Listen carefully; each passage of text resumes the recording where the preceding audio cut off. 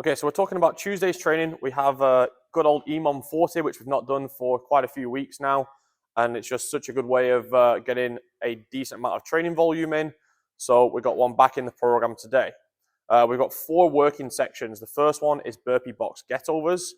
120 centimeters for the guys, 100 for the girls. So this double stack box that I have now is what the ladies' height would be, ideally. And then flipping them the other way for the guys' height. I understand if you're on your own training, it might be a little bit of a hassle to get this out. If you can do it, if you have space in your gym, then do.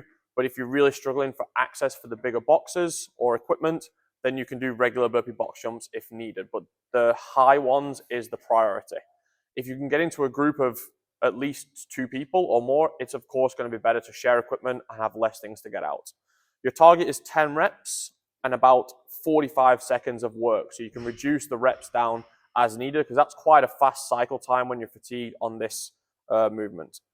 The chest to bar pull-ups, we've set 15 as a maximum just to control the volume a little bit, but that's ideally just going to be 1 unbroken set each minute, and you're trying to pick a number that you think you can sustain through all 8 sets.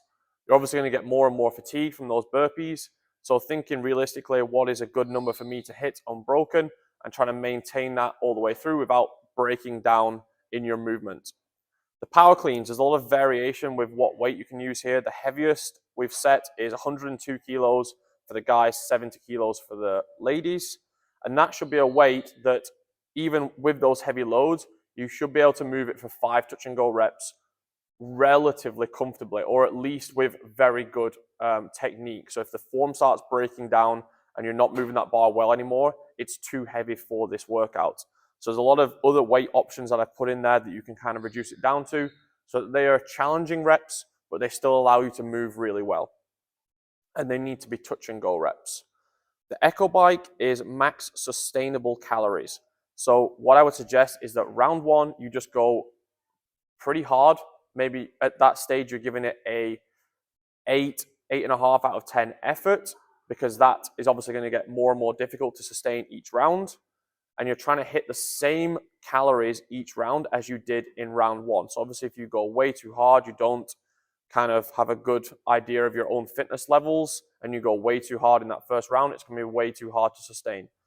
I'm actually least concerned about this movement out of the 40 minutes. So don't max out on the bike at the cost of the other 3 movements. I would rather you're able to hit heavier loads on the cleans, bigger sets on the chest bars, and faster burpees than to get 3 or 4 more calories on the bike.